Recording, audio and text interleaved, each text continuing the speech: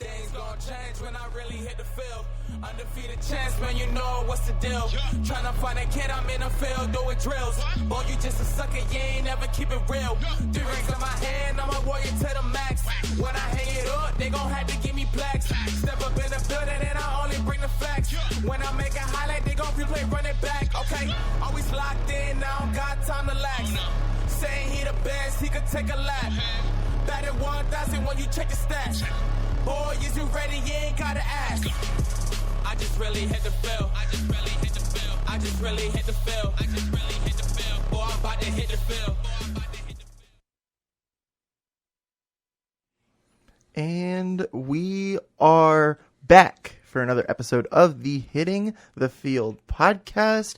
And this is a special episode of the Hitting the Field podcast because it is officially the beginning of our NFL draft coverage for 2020.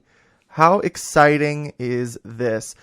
This semester, so for Hitting the Field, we have done for the past couple of years, we've been able to do a supplemental show for the NFL draft show where Hitting the Field gets to comment and give their analysis on the picks as well. Jeremy Brener, your host here on the Hitting the Field podcast.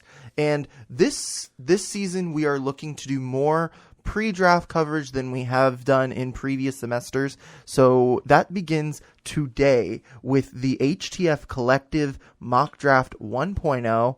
I'm not here alone, though. I got to get some help because we do have a lot to dive into today. Sitting to my close right is my close friend, Mr. Christopher Wolf. Chris, what's going on, brother? Not much. I'm doing pretty great. I'm just ready for NFL draft season.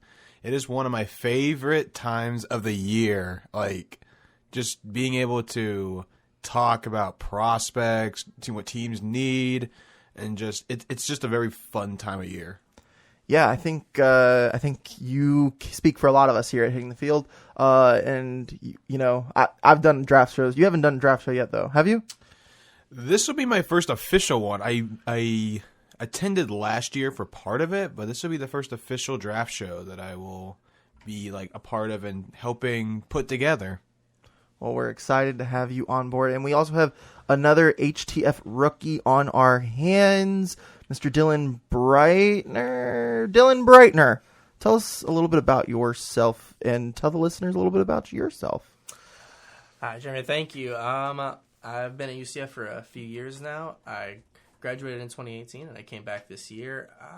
Football has been one of the greatest passions of my life, and this is my favorite time of year. Everyone's hopeful, which for some of our franchise, we don't get a lot of hope, and this is the time of year where I get to be smiling about my team every single day and get excited about the future for the entire league.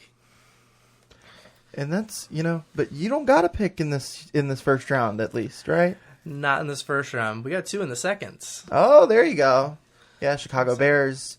Chicago Bears, they dealt that pick, though, to Oakland, right? Yes, to Oakland for Khalil Mack, the greatest defensive player ever. You still got to be okay. You got to be okay with that one.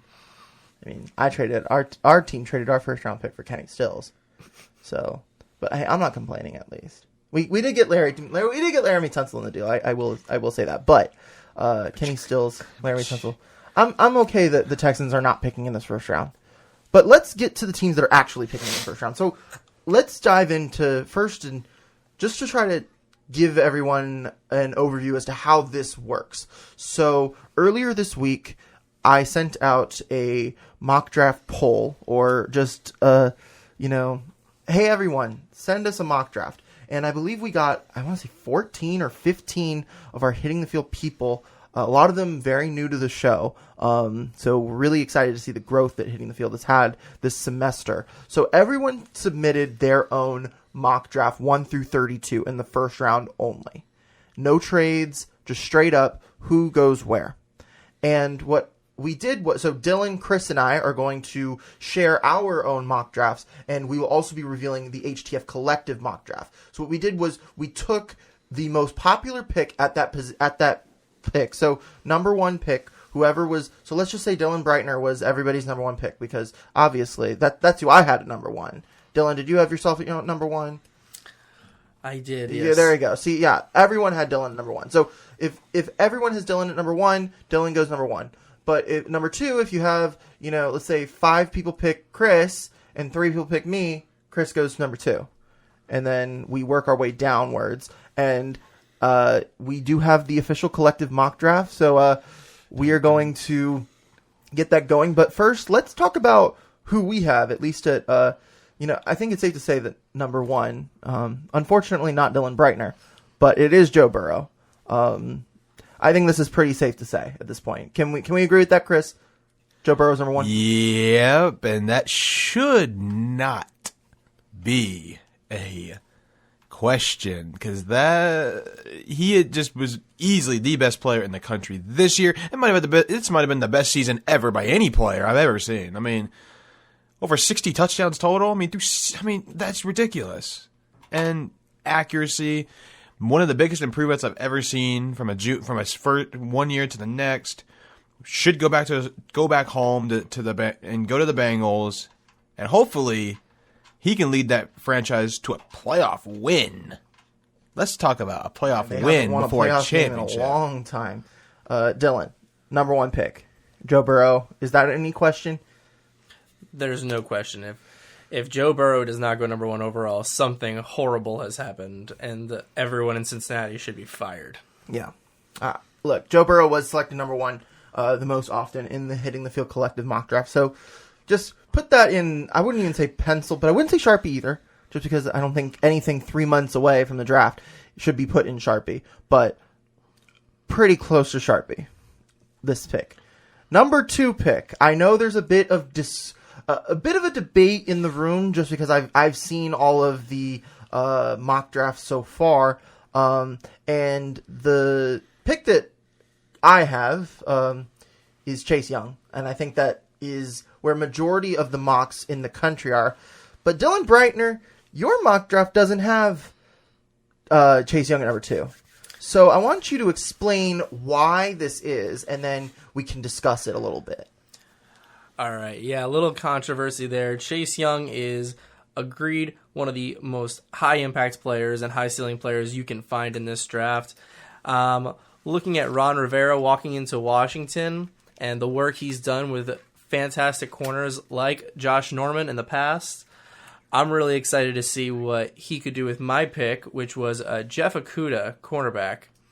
I think that he could do phenomenal things as either a replacement for an aging, expensive Josh Norman, or as potentially an understudy to that same Josh Norman, if Josh Norman's excited to work for Ron Rivera again. With all the high investments they've made on that defensive line, it makes a lot of sense in my mind that they say, let's give these young guys a chance to work under Ron Rivera, who's had great results in the past with defensive linemen, and build up this secondary and give Dwayne Haskins a complete defense to support him. Okay, so let me try to understand this a little bit.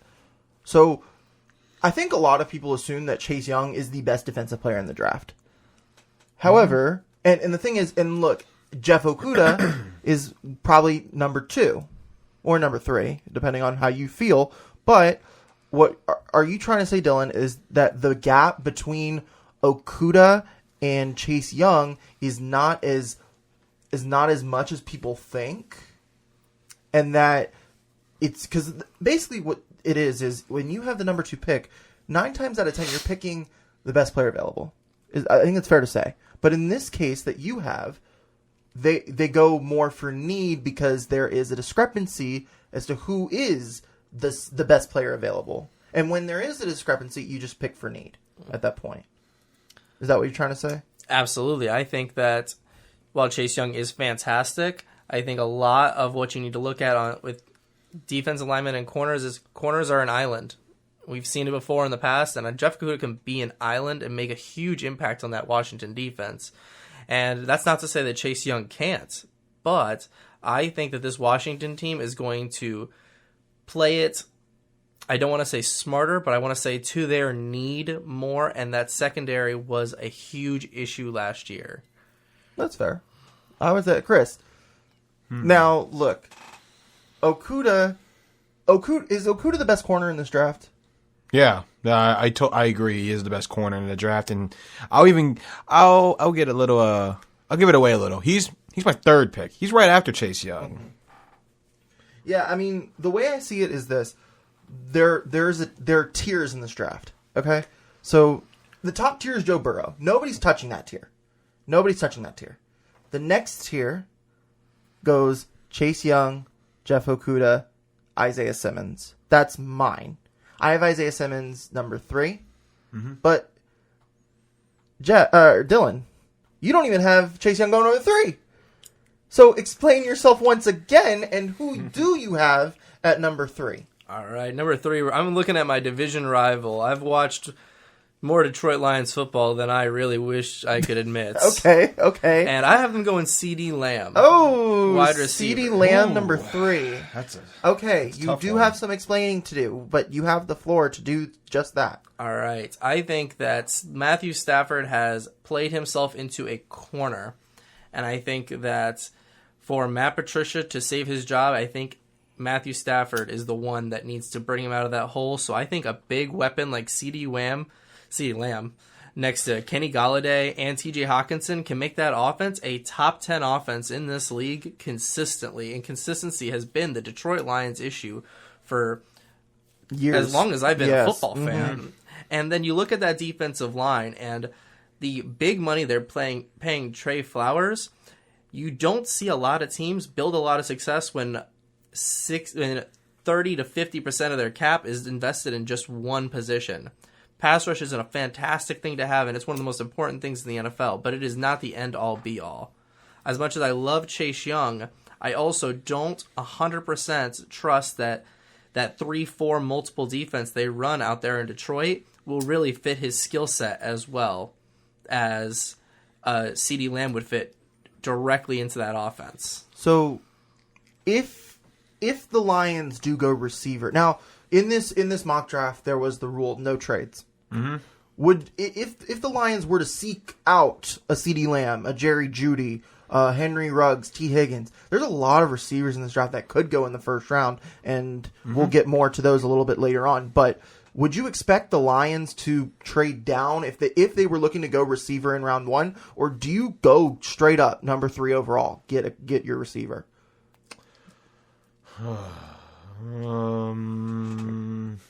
Chris, you got the floor. It's tough. Yeah. It's a tough one because you are at number 3. But if you can maybe trade down to, maybe like that, maybe like an Arizona or even maybe like a Carolina if they want to. Because, Carolina and may want to trade up. Miami could look to trade up. They have 3 first-rounders. Exactly. The Chargers could look to trade up if they're looking for quarterbacks. Justin Herbert, I think that could be something. Yeah. If you're sold on somebody, if one of these teams that's like picking between 6 and 14, I don't even rule out Tampa. Don't rule out like a team like Tampa. They don't know what their quarterback. Trade up. We'll get to quarterbacks a little bit later on too. But with Detroit here now, what about Dylan? So you say CeeDee Lamb. Why not Isaiah Simmons at number 3? Or an offensive tackle. If you want the offense to get better, why not go for a tackle like an Andrew Thomas or someone like that? Why CeeDee Lamb specifically? And why is CeeDee Lamb the best receiver in this class, do you think? I think CeeDee Lamb is the best receiver for what Detroit needs. Okay. They don't need this. They don't need the big prototypical number 1 receiver. They need the 1B receiver. Mm-hmm. He's going to be great, and I do agree that Detroit trading out of this pick would be the most beneficial thing for the franchise. They trade down, let the Chargers get ahead of Miami and get their pick a quarterback and not have to guess and play guessing games, or trade up for an Isaiah Simmons would be my second choice overall, just because I absolutely love his versatility. Mm-hmm. He is by far my favorite player in this draft. Ahead Isaiah of Simmons. Everybody. Joe Burrow, everyone. I love Isaiah Simmons. Yeah. Watching him play is it's inspiring. Yeah. The man is the perfect player for this new NFL that we play in, where hybrid positions are everything. Yeah. You know what, Dylan? I'm picking up what you're putting down. I just don't agree with you. I mean, I'll keep it real. And neither did the collective draft. So the collective draft, they went Burrow number 1, Young number 2, Jeff Okudah number 3. Now, if Okudah and Slay can show up together, that could be the best cornerback tandem in the league. And look, and when you're drafting this high, you either trade up to get your quarterback, or you pick your best player available. And I think that's what. And given that there are no trades in this, I think people are just putting the Lions with the best player available. Mm-hmm. So let's move to the number 4 selection. Dylan, you have Chase Young finally at number 4. But Chris, you and I disagree on this, and it's Okudah, Simmons, Okudah. You have Isaiah Simmons. Mm-hmm. Yep. And I have Jeff Okudah. And this is more, honestly, because, at least for me, the way I can say it is I have Okudah at number 4 because I think Simmons is a better fit for what Detroit needs. And he can play multiple positions. Quandre Diggs is now with the Seattle Seahawks, your Seattle Seahawks, Yep. And they need a safety. Isaiah Simmons can fill that role in on day 1. And Jeff Okudah can't play safe. Is not a safety. He's a corner. He's a strict shutdown corner. That is his role, and they already got that with Darius Slay. So that's my logic behind that pick. However, what is your logic behind that? The reason why I have Simmons ahead of going to New York instead of Detroit, I look at Detroit. They definitely do need corners, like other than Slay, because Slay's good. Slay's a Pro Bowler. That's true.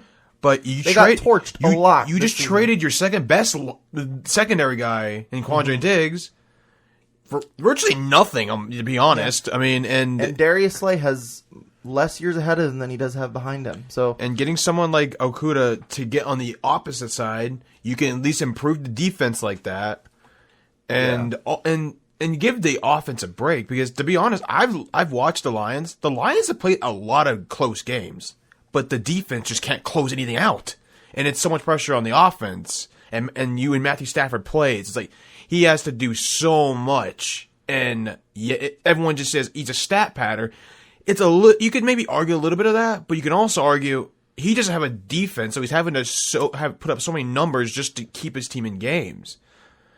And the reason why I picked Isaiah Simmons to the Giants is because their defense is not good either. And I just think they are kind of thin at like linebacker safety. They were torched in the secondary as well. Yeah. And I think they need help in the like linebacking and / secondary. And that would be the best player available for that team, because obviously there may be other players that are better, but for that team, Isaiah Simmons. I love Isaiah Simmons to the Giants. I think it's a great mock. However, that's not what the HTF Collective Draft said. Do you guys want to have a guess as to who the HTF Collective Mock Draft selected for the Giants at 4? I'll give you a hint. It's someone we haven't mentioned yet once.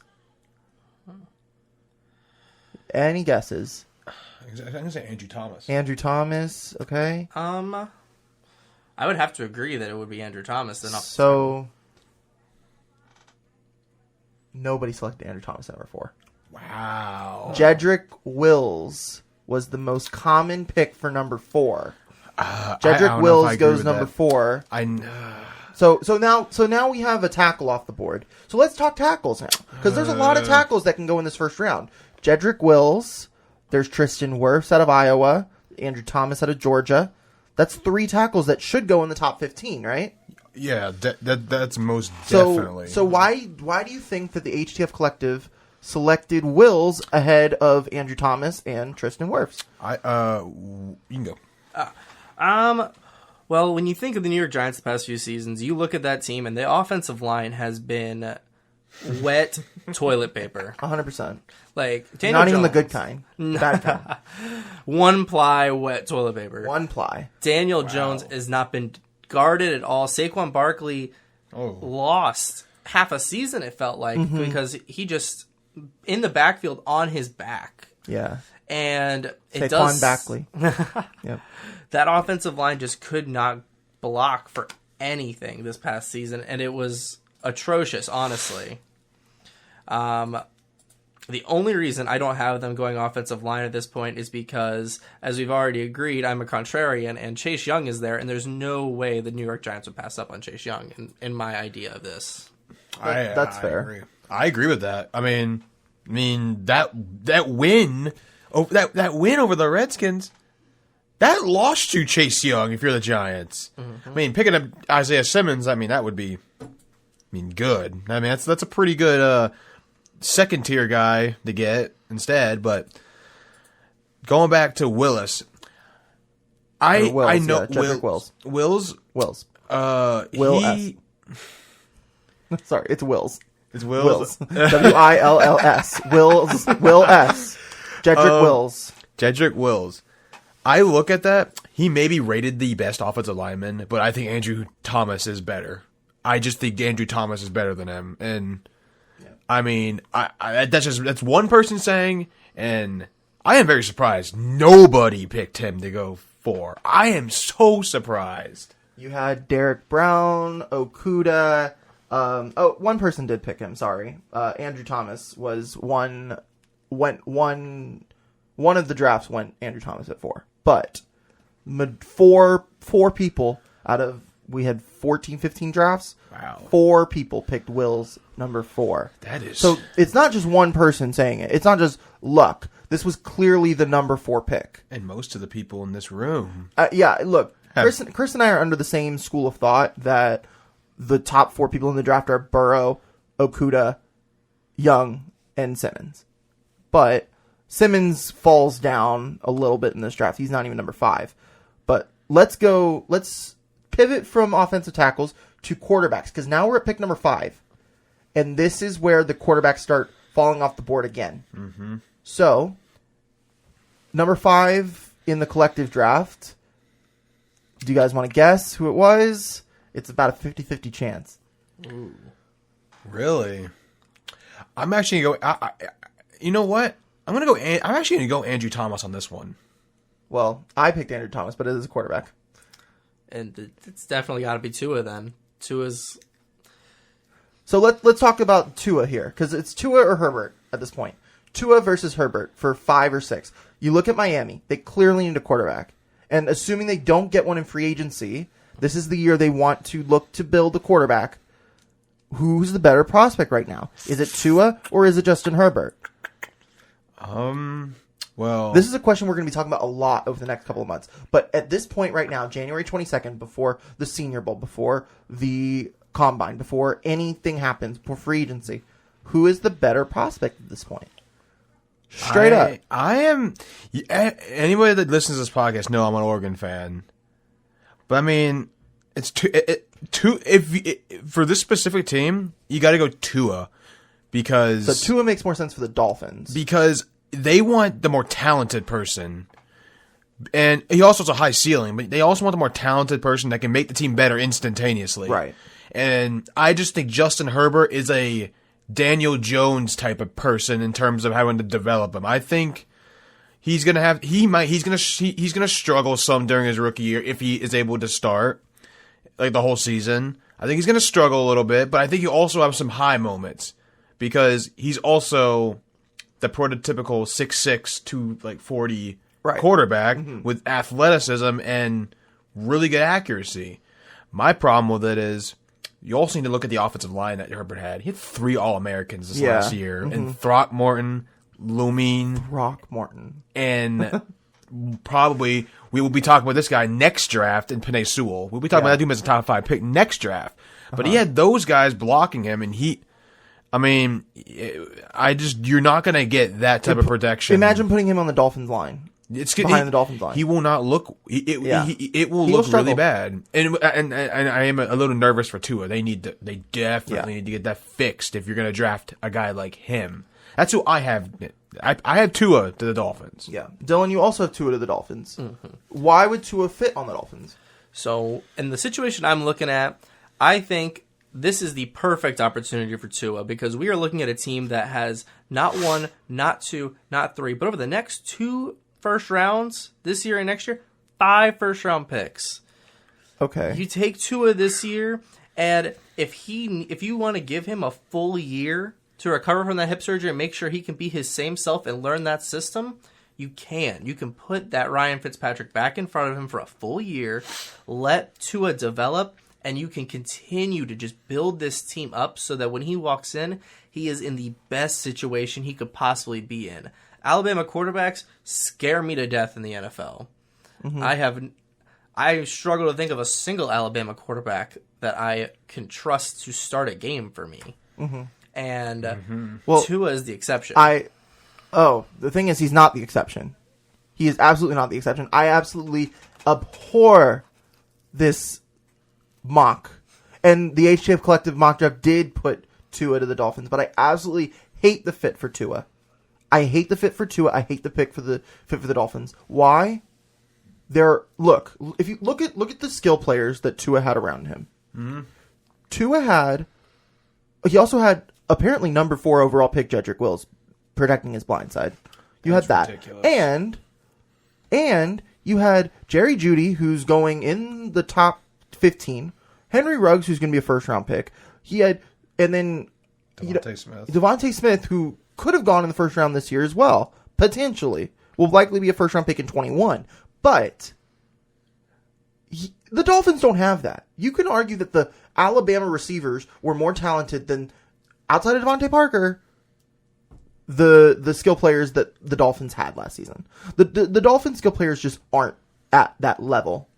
And Tua needs playmakers around him. Tua is not like some giant, like Tua's playmaking abilities are supported by the people that are around him. And the Dolphins don't have that. Now, look, you said 5 first-round picks in 2 years. Hey, maybe you go later in the round and you grab his old college teammate Henry Ruggs. Or you go and you get some receivers in this draft that you can put around. Because this receiver class is deep, very deep. And there could be up to maybe 20 rookie starters out of this class. I really believe that.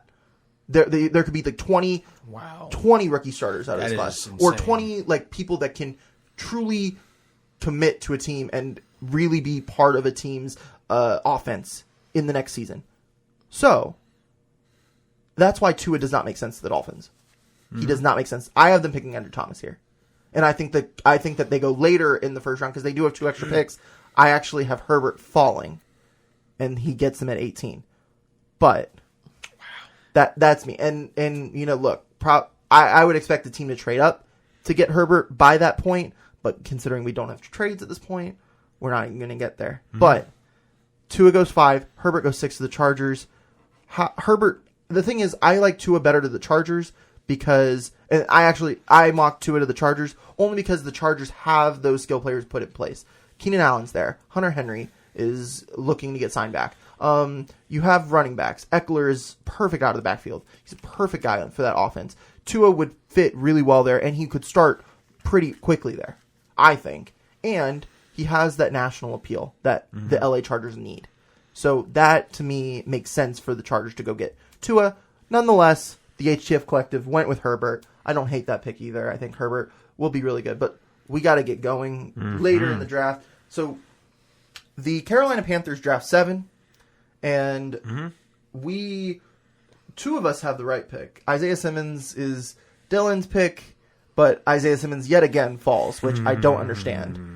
Derek Brown is the pick here, and that's who Chris and I had. Derek Brown was a really popular pick that Carolina Panthers front 7 needs some help. And Derek Brown almost is like a match made in heaven, Chris. What do you think? I love the pick because they could not pass rush last year. They had a trouble pass rushing, and he gives that stop up front. And they're also a really bad run defense. Like Carolina was not a good run defense last year. And Derek Brown is a stopper.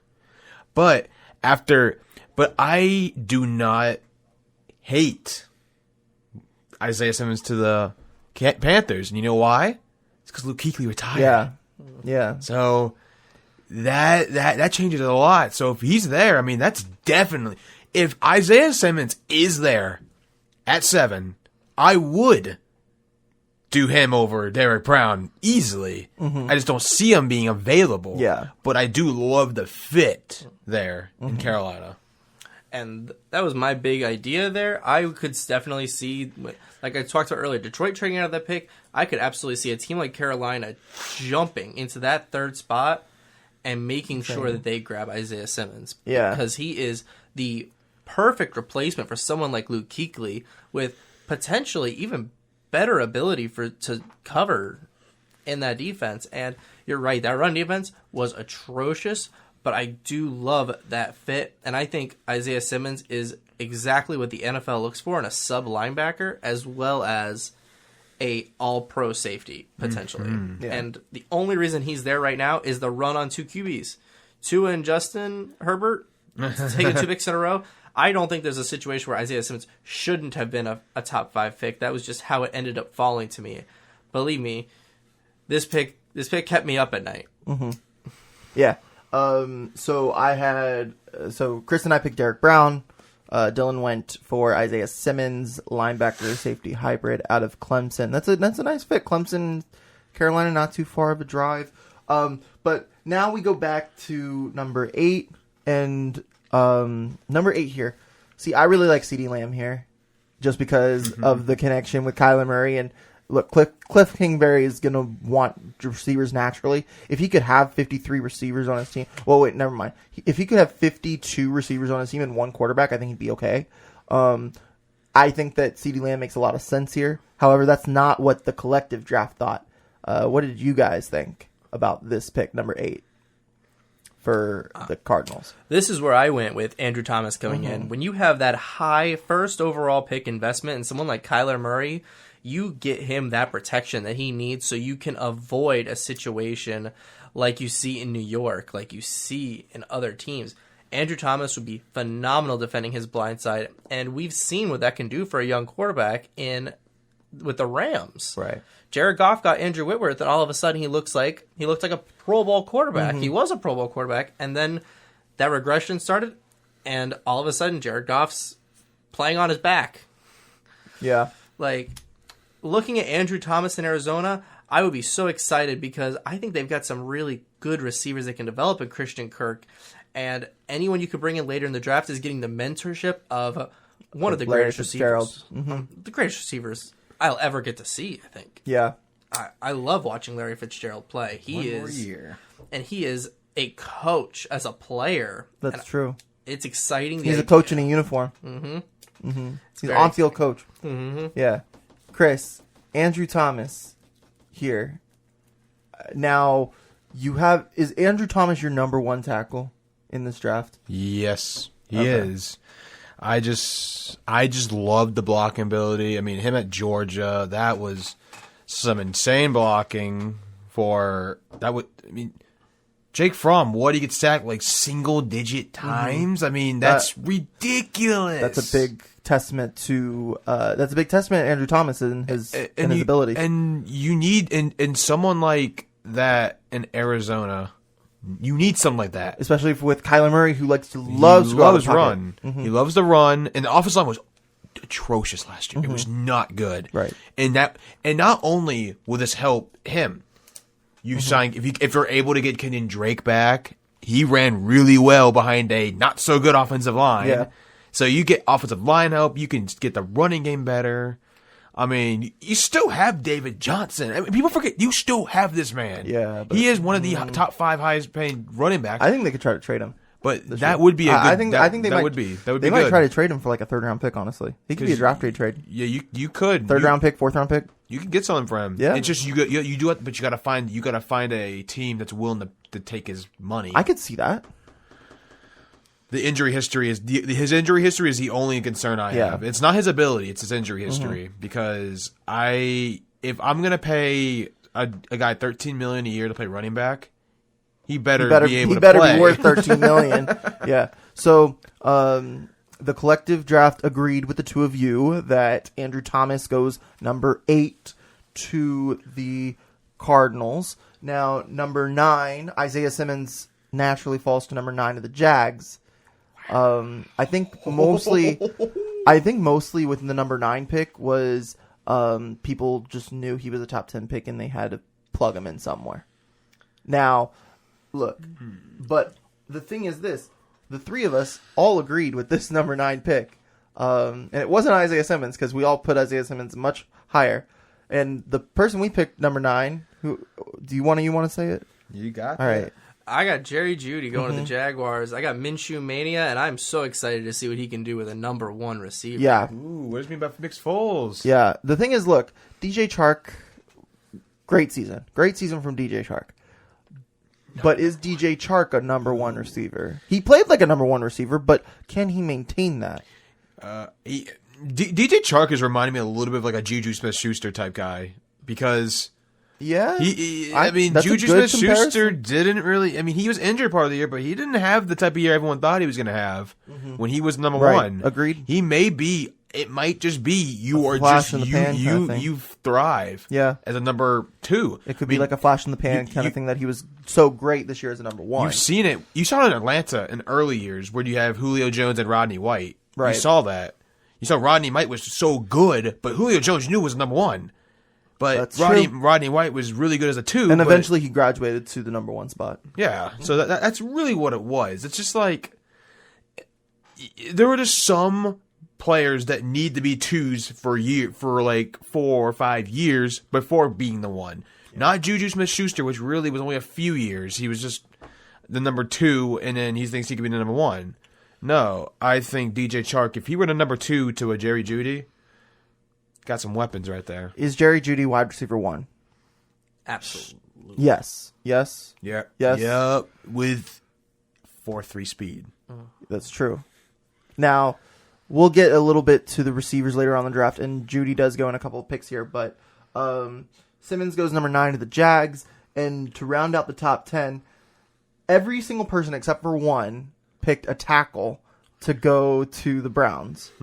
The tackle needs to be drafted by the Browns, similar to how the Cardinals might need one. A lot of people picked Andrew Thomas here. A lot of people picked Jedrick Wills here. So naturally, the name that rose to the top was Tristan Wirfs, going number 10 here from Iowa. So what do we think about Wirfs, guys? Wirfs to the Browns. Is he worth going? Is he worth a top 10 pick?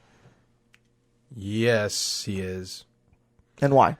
Because I think the system he played in, when you play in a system in Iowa where you are expected to block and block well because you're a NFL offense, literally. You are that prototypical NFL offense that likes to drop back. They don't do any of that like just fancy stuff. They drop back pass, you run the ball, you play smash mouth football. And that is something that the Browns need up front. They need toughness. And that's what he would bring. He would bring toughness. He brings versatility. And that offensive line just was not good last year. Baker Mayfield was running for his life. I'm surprised Nick Chubb was second in the league in rushing behind that line. I don't know how that happened. An offensive line can be a terrible pass blocking offensive line, but a really good run blocking offensive line. There's a big difference. And rarely do you find those players that can do both very well. Mm-hmm. And those are the kind of players that you spend a top 10 pick on. Mm-hmm. So is Tristan Wirfs a player that you hope has a 10-plus year career and is your cornerstone left tackle for, the next decade? Is he worth that, Dylan? In my draft, I don't have him in the top 10. I fell in the camp of Jedrick Wills. I really like his pass blocking ability. Mm-hmm. And like you just said, Chubb leading the league at number 2 in rushing. So that line knows how to run block, and I've watched Wills play. He knows how to pass block. He can keep the pass rushers off of Baker Mayfield, who I'll be honest, I blame quite a good amount of those sacks that he took this season on himself. He played scared after a few bad games, and it made his line look a little bit worse. Chubb was never afraid. Chubb hit the hole, and he just went. And I really admire his running back style. But Wills, I think that gives Baker a lot of confidence. I think that gives him the ability to look downfield. And it brightens the future for this Cleveland team. Yeah. Something they haven't had since Joe Thomas. Very rarely in this in the mock draft process that we had from our analysts that we had something so unanimous across the board in terms of a position.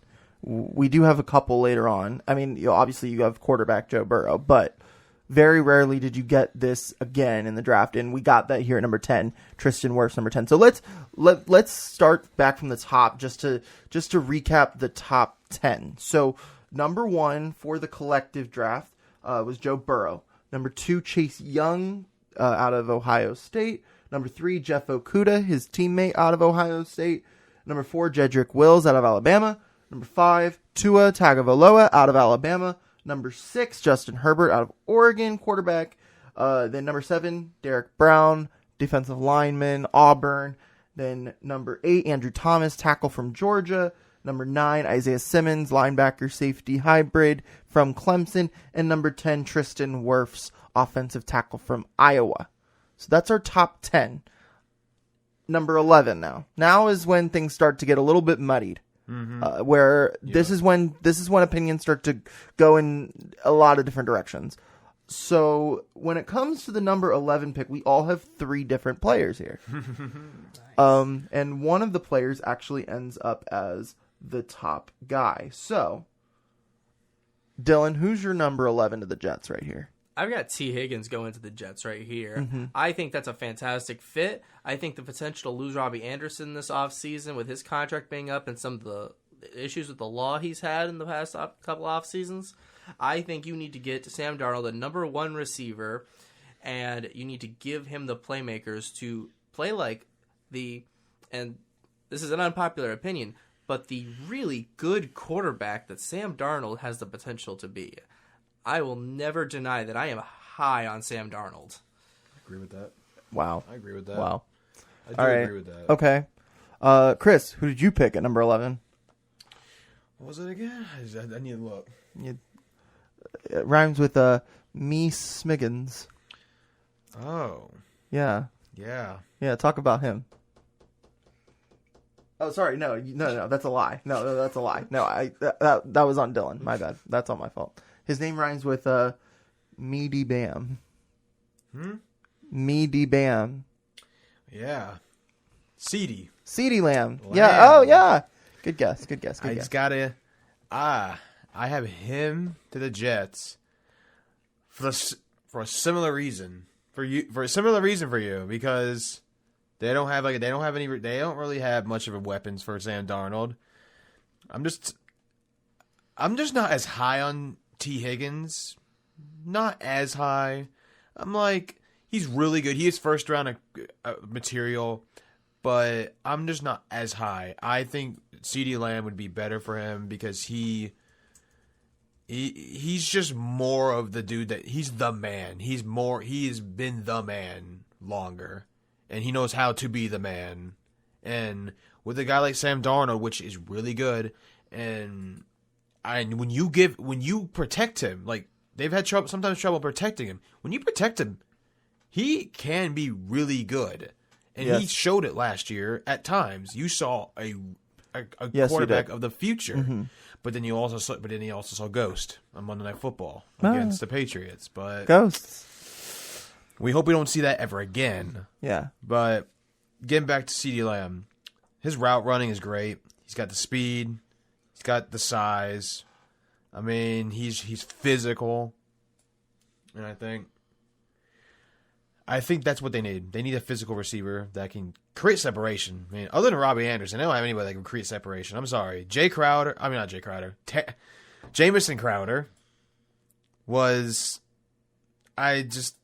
he's good. He's a good slot guy. Not somebody that's going to scare me, though. Yeah. And So it was not T. Higgins. This is the highest anyone picked T. Higgins, by the way, which I am about. I think T. Higgins is being slept on. And I think the combine will prove that he belongs in this first half of the first round. And CeeDee Lamb, he comes up in a little bit here. But AJ Epinesa is the pick here. And it was the person that I mocked to the Jets right here. So here's the thing about Epinesa. Why are you giving me that look? Why are you giving me that look, Christopher? Christopher just gave me the craziest look.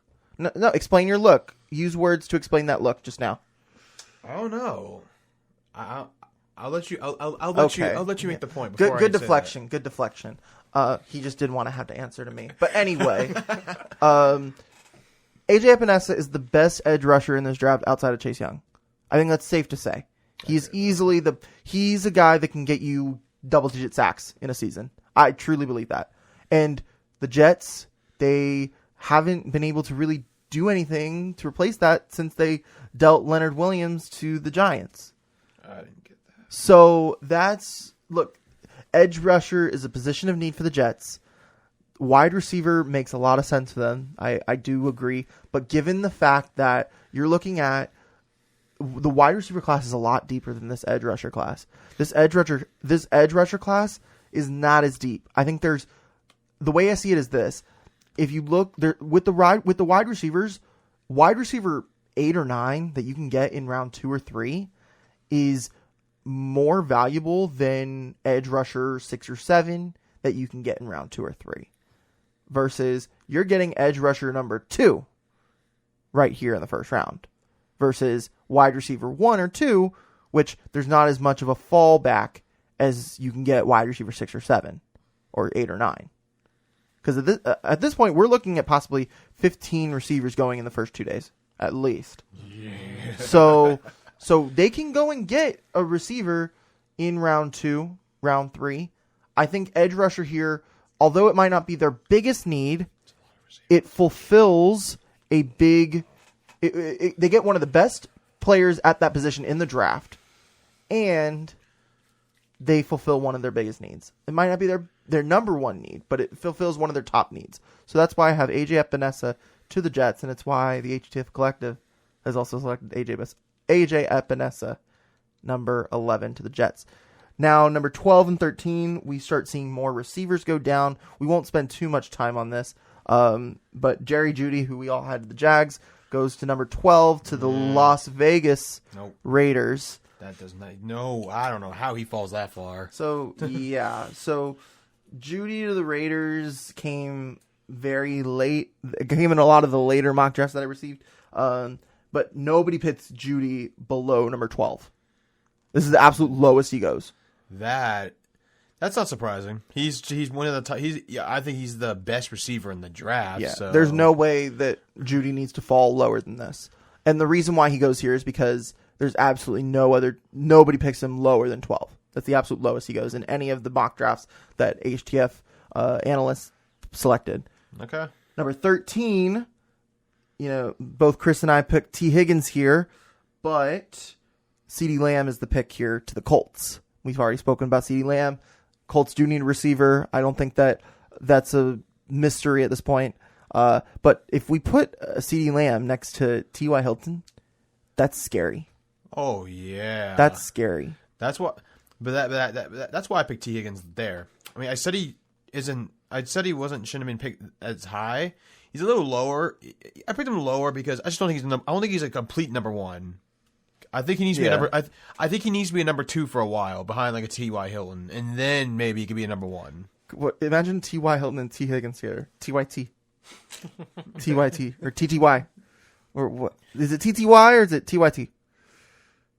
Yeah, T.T.Y. T.T.Y. Mm-hmm. Yeah. Now, Dylan, I'm going to give you a chance to say who you put here at 13. For Indianapolis, I got them taking Grant Delpit. Safety out of LSU. Explain. You put him and Malik Hooker in that secondary. That's scary. And that is scary. Darius Leonard defense. And Darius Leonard leading the front. And it doesn't even matter who your quarterback is next season because that defense won't let them. Safety is not a big need for the Colts. I think we can agree with that. But I do think that is a really good pick there. I do like the pick. Mm-hmm. I really like the idea of Grant Delpit. I think he's a hard hitter. I think he's a tone setter, and they've already got a lot of tone setters. I think you add that piece to that defense, and you are now demoralizing. That's a top 3 or 4 defense in the AFC. Understood. Now, here's the thing: the most popular. I was talking earlier about how it was very popular that Tua went to the Dolphins, and how what else was I saying? Man. Anyway, but Grant Delpit was the most popular pick to the Cowboys by like a long shot. I want to say over 10 people had Delpit to the Cowboys. However, the Buccaneers are here at 14, and their picks were across the board. So much so that Grant Delpit ended up being the most popular player at 14, and he goes to the Bucs in the collective draft. Now, Delpit to the Bucs. That's an interesting little fit there.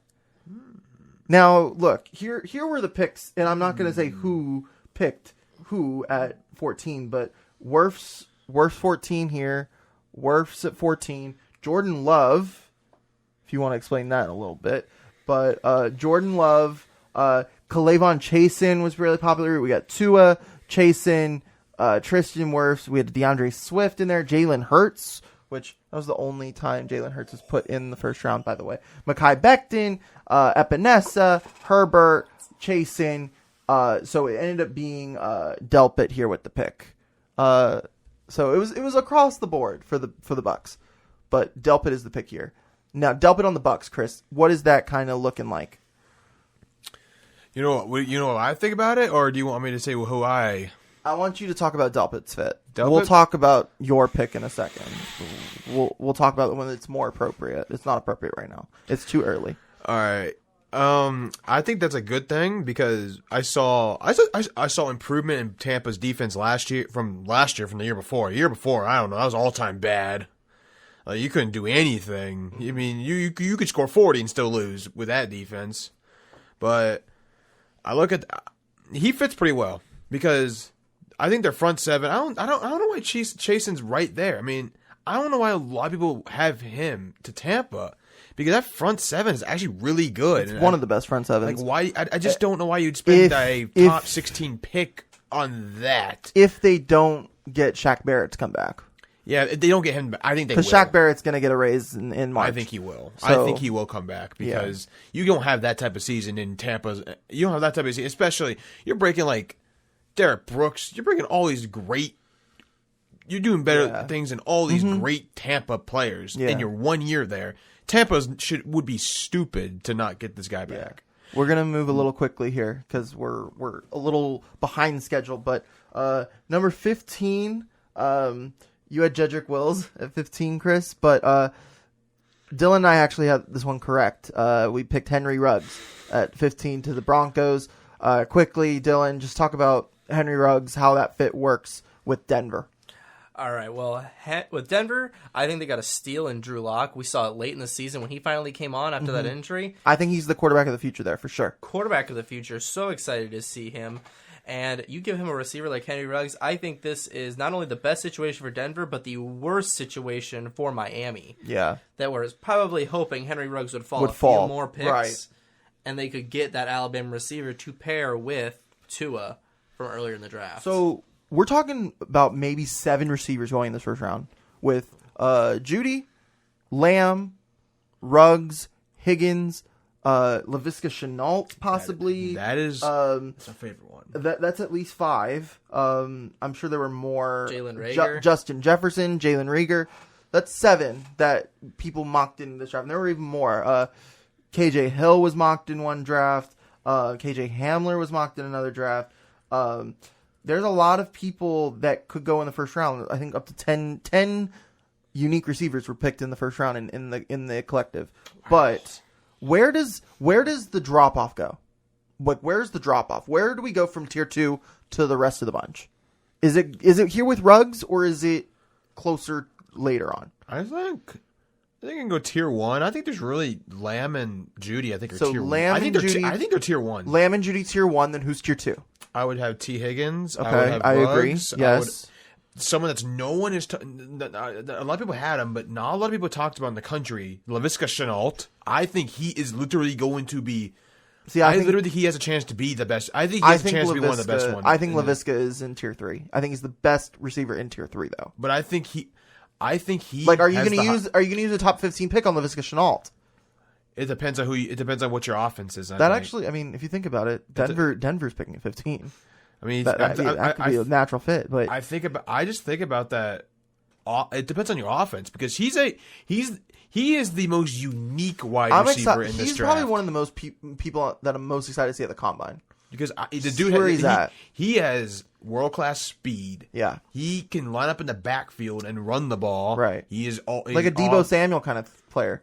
He can be. Yeah. Because he's the most unique receiver in this entire draft. And I think he potentially has one of the highest ceilings of all these guys. Because We'll talk more Chenault in a little bit when he gets drafted later on in the first round, because he is a first-round pick. Number 16, the Atlanta Falcons. You two both picked AJ Epinesa. Right position, wrong player. They actually go Clavon Chasen here with 16. Mm-hmm. So is Chasen number 3? If Epinesa's 2 and Young's number 1, is Chasen number 3? No. Why not? Who is number 3 then? Yetur Gross-Matos, in my opinion, is your number 3 rusher. All right. And we'll talk more about Gross-Matos in a little bit. So Chasen goes 16. 17, a lot of people picked Grant Delpit here to the Cowboys, but everyone pretty much agreed that they need someone in that secondary. Yep. So Christian Fulton is the pick here at number 17, which happens to be your pick, Dylan. Yes. Explain how Fulton can be a real good pick here. Number 1 need in Dallas right now is that secondary. If you look, I saw a crazy stat the other day that Byron Jones doesn't have a pick the last 2 seasons. Right, and he's their number 1 corner. Bad. He's their number 1 corner. You're You got to make a really bad. playmaker. And this is a playmaker, Yeah, Christian Fulton. He's going to be a number 2 corner, but he's going to be a number 2 corner that takes the ball away. And if you got 2 corners taking the ball away, I think that Dallas Cowboy defense can be even scarier. Yeah, they will get better. It'll be great. All right, so Fulton starts a run of cornerbacks here. So Fulton goes 17. C.J. Henderson goes number 18 here. Both of you got that one correct. Talk about C.J. Henderson just for a little bit, Chris. I think they're gonna need another corner because Xavier Howard. They need someone to line up opposite Howard, but he also needs to have a better year too. Yeah, I mean, you dealt Minka Fitzpatrick. You dealt him, so you lose somebody in the secondary, and you need somebody that can play some man to man, and that's exactly what Florida. That's exactly what C.J. Henderson is. You need somebody to go man to man, opposite of Howard, to give him a little help, to take some pressure off, and I think he is he's one of the top 3 corners in this draft, in my opinion. Okuda and Fulton. Okuda, Fulton, and Henderson. Yeah, I mean, he's top 3 corner. So Henderson goes 18. Trayvon Diggs from Alabama goes 19 to the Raiders. Yeah, a lot of people across the board for the Raiders here at 19, their second pick of the draft. What should be the Chicago Bears pick. But I guess, is this the last pick that they surrendered here? Yes. Okay, so this is completing the trade. So Trayvon Diggs to number 19, the now Las Vegas Raiders. So thoughts on Diggs? Is this too high for Diggs? I would say so. I think it's a little too high for a guy like Diggs. Mm-hmm.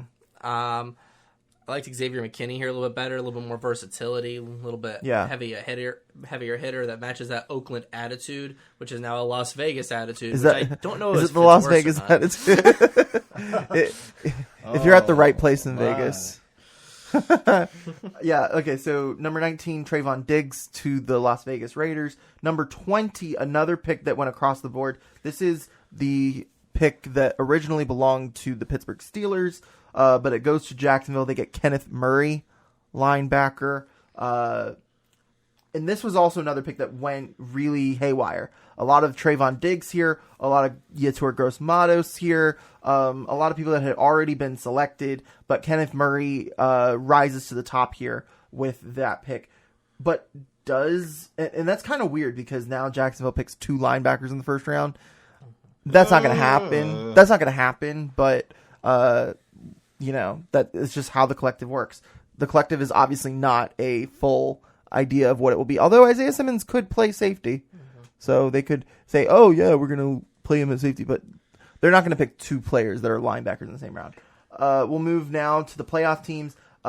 Number 21, Number 21, almost everyone went wide receiver here. Justin Jefferson, though, is the pick here. And that's who I picked. That's a high. Justin Jefferson to the... look, Jefferson here, I think, makes sense. They need a receiver. Like that, and almost everyone went receiver here. You went Henry Ruggs. Henry Ruggs has already been selected by the Denver Broncos. Mm-hmm. You, Dylan, went Jalen Reagor here, and not a lot of people put Reagor in their first round. So why Reagor this high? I think it's a consistency thing. I trust Jalen Reagor to be that receiver in Philadelphia that can man the slot or push outside. I think Alshon Jeffrey's time with Philadelphia is going to be coming to a close here. After, maybe not this year, but next year. Mm-hmm. He could be someone they trade away. Yeah. And Justin Jefferson feels more... I have him much later on. I like Jalen Reagor's fit. Not a single receiver in Philadelphia, over 500 yards receiving this year. Yeah. They need someone. He is a 1,000-yard receiver. Yeah. I trust him to catch it 800 to 1,000 yards of offense a year. Yeah, Reagor's someone that's flying under the radar right now, I think, just because there's so many receivers right now, so high. And that can be kind of deceiving in this kind of draft, because if you go for a skill player in the first round, they better be really good. Mm-hmm. Absolutely. Because for every Will Fuller who was selected at this point a couple years ago, there's a Josh Doxson who's no longer in the league. So you never know who you're going to get in the first round. You better hit if it's a skill player, especially. So number 22, this is when Yetur Gross-Matos enters the fold. I think he makes a lot of sense here. This is the pick I actually mocked right here to Buffalo. Lorenzo Alexander's retiring. It's a perfect plug and play. I think you can start Gross-Matos right away. This was kind of the area in which they had for him the 22-23 range. He had a lot of picks over here to the Patriots as well. But the Patriots, number 23, they select Jordan Love. So, Chris, you picked Jordan Love to go 14 to the Bucs. Neither myself nor Dylan put Jordan Love in the first round. So I want you to be Jordan Love's teammate here and, make the case for him. Why should Jordan Love be a first round pick? The reason why, he reminds me a little bit of Josh Allen, not like in play style, but how he's going to be graded. And because he's a big guy, he's that prototypical like NFL body. He's got the arm strength. Both played in the Mountain West. I mean, no irony there, but I think he's just going to show off at the combine. That's the thing. That's where that's where some of these players get the draft pick, get high picked because of their combine. Josh Allen had an amazing combine. He was a top 10 pick. Jordan Love, I think, is going to have a really good combine. He might have one of the best combines, I think. And that is why I have him as a top 16 pick. And going to a guy in Bruce Arians that's really good with quarterbacks, and maybe and this is my mindset. My mindset with my draft is that I think Tampa's going to sign Phillip Rivers. Really? I think they're going to give him a 1-year deal. So Love would be the bridge. He would. I think Tampa gets a 1-year deal with Phillip Rivers. They draft Jordan Love. They let Jordan Love sit behind Rivers a year. Boom, throw him in year 2, and I think that is what's going to happen. I think Jordan Love is being kind of outshined by some of the bigger names in this draft. Has a chance. But he's QB4. QB4. He's QB4 at this point. Are 4 teams going to go and get a quarterback in the first round? That's the question. I don't see that. And I don't see that being the Patriots. When have the Patriots ever selected a quarterback in the first round? Let's get real. I just don't think it's going to be the Patriots. You would literally have to Tom Brady would literally have to be gone. Yeah. By then for you to do that. For sure. So Jordan Love to the Patriots. The number 24 pick was very strange. We all put Kenneth Murray here, although he went to the Jags at 21. So Xavier McKinney ends up being the pick here, which is a very strange pick. It just somehow ended up that way. Javon Kinlaw goes number 25 to the Vikings. And number 26 is DeAndre Swift to the Dolphins. Let's talk a little bit about DeAndre Swift here. Is he the best running back in the draft? This is the first time where we see running backs pop up here. Is DeAndre Swift the best running back in this draft, Chris? He, He is. Yes. And there's a reason why I don't got anybody else going in the first round. Yeah. I mean, but look, this is the point now where you're going to see running backs fall off the board is this late first round. Do you spend a first round pick on J.K. Dobbins or DeAndre Swift or Jonathan Taylor? Or, there's a lot of guys. And the thing is, if you look at this back half of the first round, look, the Dolphins need a running back. I think that's very safe to say. But do you spend a first round pick on them, Dylan? I say no. I think that with their early day 2 pick, that is when you go get your running back of the future. I have them going edge rusher here. I think that they keep beefing up that pass rush and that defense and set themselves up for future success. Yep. Look, is DeAndre Swift the best running back in this draft? I believe so. I actually believe I have him as my RB1. I have him a little bit later in this first round, but I do think that a running back goes on day 1. I think there has to be, especially with one of these last teams. And teams might trade into this late first round to go and get these guys because these are guys that can get you a tight. We saw how important a running back is in the end in with the Titans, with the Niners. How important it was. We had someone run for 200 plus yards in the conference championship. It's crazy. And you look at teams like Seattle that needed a running back down the stretch.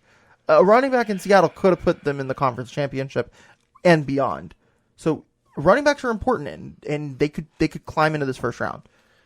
That being said, the Seattle Seahawks, they get T. Higgins here because T. Higgins falls. The thing is this: nobody had T. Higgins lower than this point. Why? It was one person that put T. Higgins here. That was it.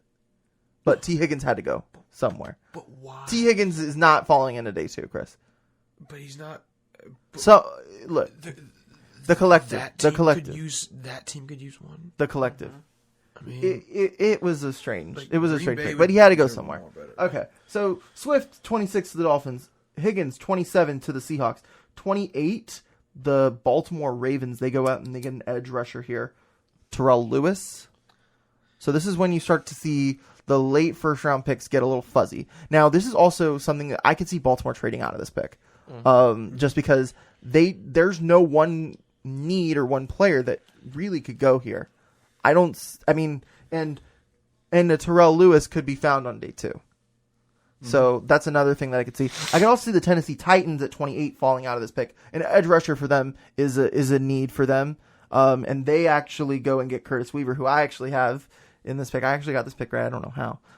But Curtis Weaver, 28 to the Titans. And look, Curtis Weaver. At this point, you have Curtis Weaver is going to be a really good player if he gets in the right pick. I mean, think about right fit. Look at the last Boise State defender, like Leighton Vander Esch. Like literally, Yep. he was really good, and people were questioning that pick. I'm just like, do not sleep on these group of 5 guys in the first round because they have skill. Yes, Laviska Shenault goes number 30 to the Packers.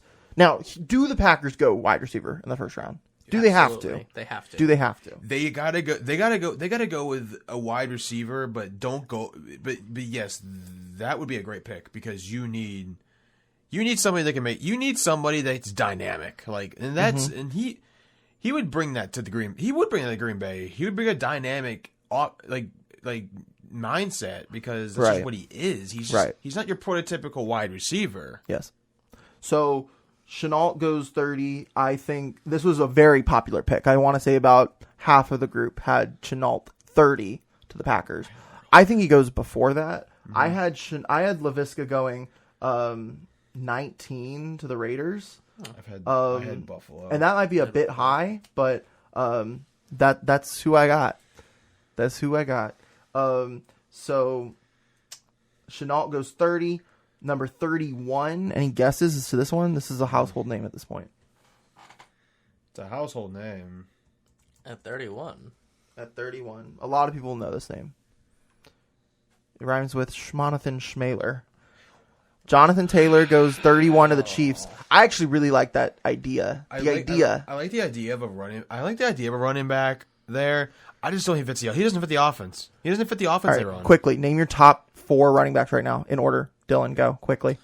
DeAndre Swift, Jonathan Taylor, and J.K. Dobbins. J.K. Dobbins would be number 3, yes. Mm-hmm. But after that, I don't think you have a I would running back. go Swift, Dobbins, Taylor, Cam Akers. That's my top 4.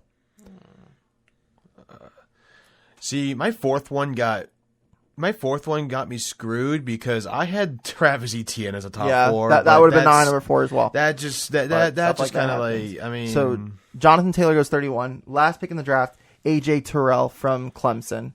Now, I don't think the Niners have any glaring needs, so this was a very difficult pick to select. But AJ Terrell, Clemson corner, it's a decent pick. I mean, if Richard Sherman doesn't re-sign or leaves after a year or something like that. But even if he does resign, we saw that they are very thin. They are at corner. Mm-hmm. You had to bench Witherspoon for another guy because Mosley played really well, but you had to bench your other starter. Yes. If you had to bench your other starter, you need some depth. Yeah. So I'm gonna go through this whole draft once again, from start to finish. All right. Number 1 pick, Joe Burrow, quarterback, LSU. Number 2, Chase Young. Number 3, Detroit selects Jeff Okudah. Number 4, the Giants select Jedrick Wills. Number 5, the Dolphins select Tua Tagovailoa. Number 6, the Chargers select Justin Herbert. Number 7, the Carolina Panthers select Derek Brown. Number 8, Cardinals select Andrew Thomas. Number 9, Jaguars select Isaiah Simmons, linebacker safety hybrid. Number 10, Cleveland Browns select Tristan Wirfs, tackle from Iowa. Excuse me. Now that's top 10. 11, Jets select AJ Epinesa, edge rusher out of Iowa. Number 12, Jerry Jeudy, wide receiver out of Alabama. Number 13, CeeDee Lamb goes to the Colts, wide receiver out of Oklahoma. 14, Grant Delpit goes to the Bucks as a safety. Number 15, Henry Ruggs, wide receiver, Alabama. Number 16, Clavon Chasen, edge rusher out of LSU. Number 17, Christian Fulton, corner out of LSU.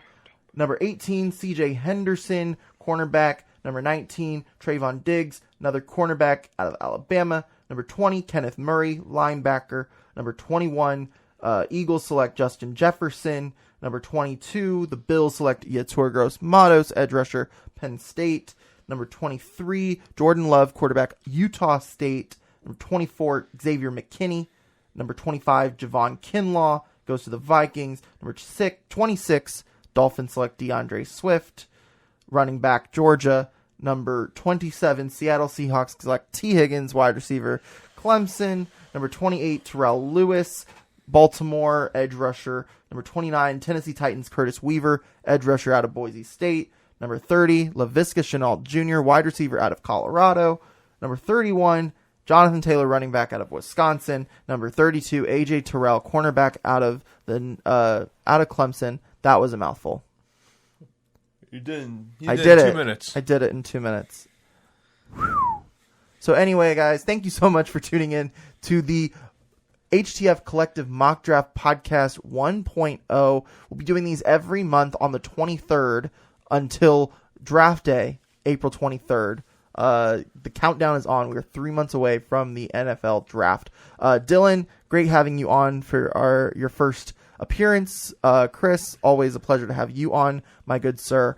Next week, though, believe it or not, as much as we're talking off season, there's still a football season left to be played. 1 game left, and we'll be previewing the Super Bowl for a full hour on Monday at around noon. We might do it a little bit earlier today, so be sure to check that out on our YouTube page. Updates will be going to our Twitter and Instagram accounts. You can follow us there at Hitting the Field. So again, thank you so much for tuning in, and we will catch you guys on the flip side.